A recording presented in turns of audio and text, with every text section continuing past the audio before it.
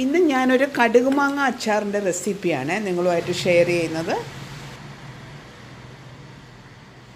പെട്ടെന്ന് തന്നെ നമുക്ക് ചെയ്തെടുക്കാൻ പറ്റിയ ഒരു റെസിപ്പിയാണിത്.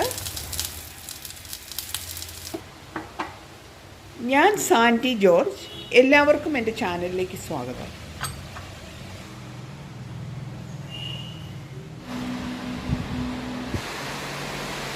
കടുകുമാങ്ങ അച്ചാർ ഉണ്ടാക്കാനായിട്ട് ആദ്യം തന്നെ മാങ്ങ ചെറുതായിട്ട് അരിഞ്ഞെടുക്കണേ. ഇനി മാങ്ങയിലേക്ക് ആവശ്യത്തിനുള്ള ഉപ്പ് ചേർത്ത് നന്നായിട്ട് മിക്സ് ചെയ്യുക.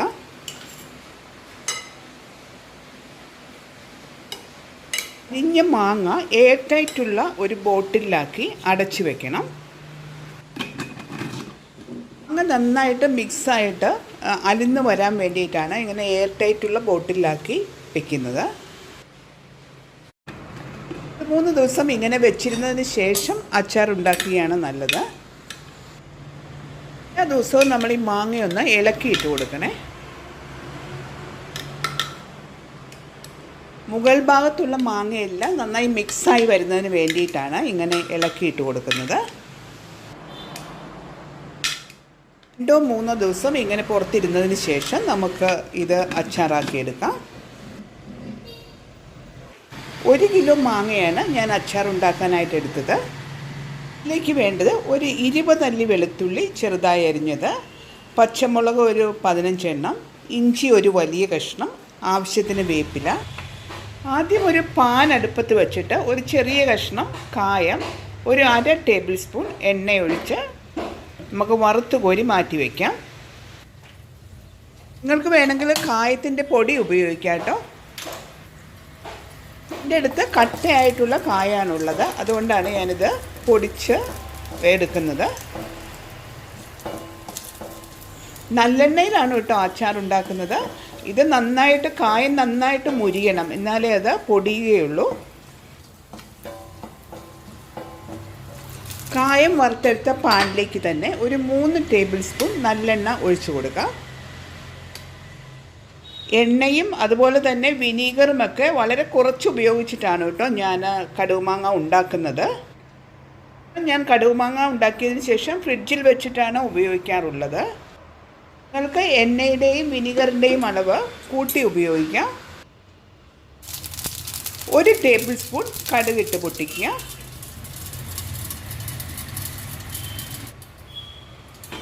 അരിഞ്ഞു വച്ചിരിക്കുന്ന വെളുത്തുള്ളി ഇട്ടിട്ട് ഒരു 10 സെക്കൻഡ് വഴറ്റുക.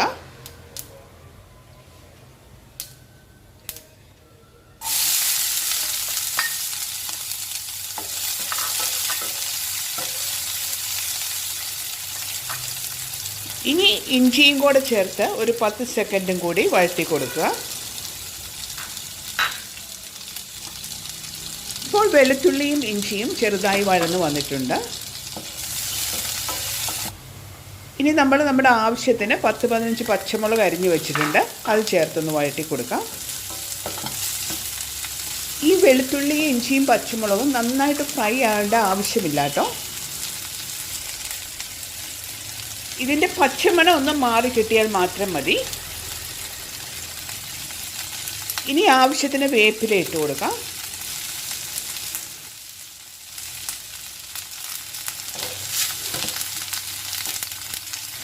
ഇപ്പോൾ ഇതിൻ്റെ റോ സ്മെൽ മാറി കിട്ടിയിട്ടുണ്ട്. അപ്പോൾ നമുക്ക് ഫ്ലെയിം ഓഫ് ചെയ്യാം. ഓഫ് ചെയ്തതിന് ശേഷം വേണം മസാല ഇട്ട് കൊടുക്കാൻ, അല്ലെങ്കിൽ മസാല കരിഞ്ഞു പോകാനായിട്ട് സാധ്യതയുണ്ട്. ഞാൻ 1 ടേബിൾ സ്പൂൺ നല്ലെണ്ണയും കൂടി ഒഴിച്ചു കൊടുക്കുന്നുണ്ട് കേട്ടോ. ആദ്യം 3 ടേബിൾ സ്പൂൺ നല്ലെണ്ണയാണ് നമ്മൾ ഒഴിച്ചു കൊടുത്തത്. ഇപ്പോൾ ആ കൂടെ 1 ടേബിൾ സ്പൂണും കൂടെ ഒഴിച്ചു കൊടുത്തിട്ടുണ്ട്. ഫ്ലെയിം ഓഫ് ചെയ്തതിന് ശേഷം 1/2 ടേബിൾ സ്പൂൺ മഞ്ഞൾപ്പൊടി ചേർത്ത് കൊടുക്കുകയാണ്.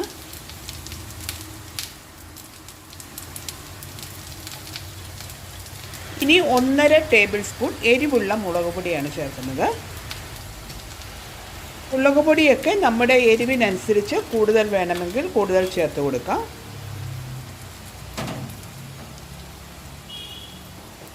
അച്ചാറിന് നല്ല കളർ കിട്ടുന്നതിന് വേണ്ടി 1 ടേബിൾ സ്പൂൺ കാശ്മീരി മുളക് പൊടി ചേർക്കുന്നുണ്ട്.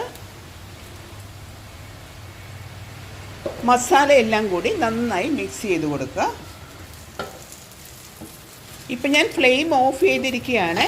ആ തവയുടെ ചൂട് കൊണ്ട് തന്നെ മസാല എല്ലാം കൂടി മൂത്തുകൊള്ളും.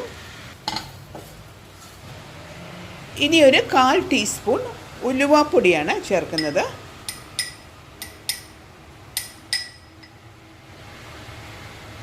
ആദ്യം വറുത്ത് പൊടിച്ച് വെച്ചിരുന്ന കായവും കൂടി ചേർത്ത് കൊടുത്ത് നന്നായി മിക്സ് ചെയ്ത് കൊടുക്കുക.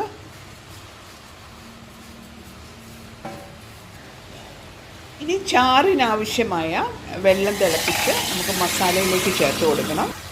ഈ കപ്പിന് 2 കപ്പ് വെള്ളമാണ് തിളപ്പിച്ചെടുത്തേക്കുന്നത്. ഈ മസാല നമ്മൾ ഒന്നുകൂടി തിളപ്പിച്ച് കൊടുക്കുക.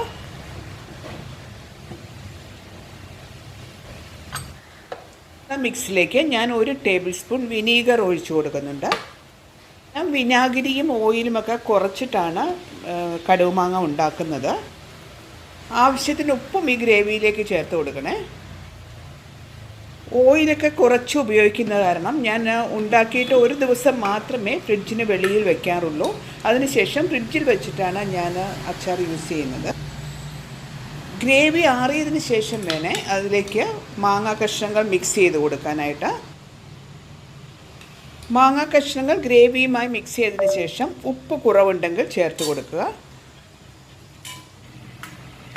ശരിക്കും മാങ്ങാ കഷ്ണങ്ങൾ ഗ്രേവിയിൽ മുങ്ങിക്കിടക്കണം. ഇപ്പം നമ്മൾ ഉണ്ടാക്കിയ ഈ കറിയിൽ കുറച്ച് ഗ്രേവി കുറവായിട്ട് തോന്നി. അതുകൊണ്ട് 1/2 ഗ്ലാസ് വെള്ളവും കൂടി തിളപ്പിച്ച് ആറിച്ചൊഴിച്ചു കൊടുക്കുക. വെള്ളം ഒഴിച്ചത് കാരണം ഉപ്പ് കുറവായിട്ടുണ്ടെങ്കിൽ ചേർത്ത് കൊടുക്കാം. ഇപ്പോൾ നമ്മുടെ കടുകുമാങ്ങ അച്ചാർ റെഡിയായിട്ടുണ്ട്. ഈ റെസിപ്പി എല്ലാവർക്കും ഇഷ്ടമായിട്ടുണ്ടെങ്കിൽ ചാനൽ സബ്സ്ക്രൈബ് ചെയ്ത് സപ്പോർട്ട് ചെയ്യണേ. Thank you.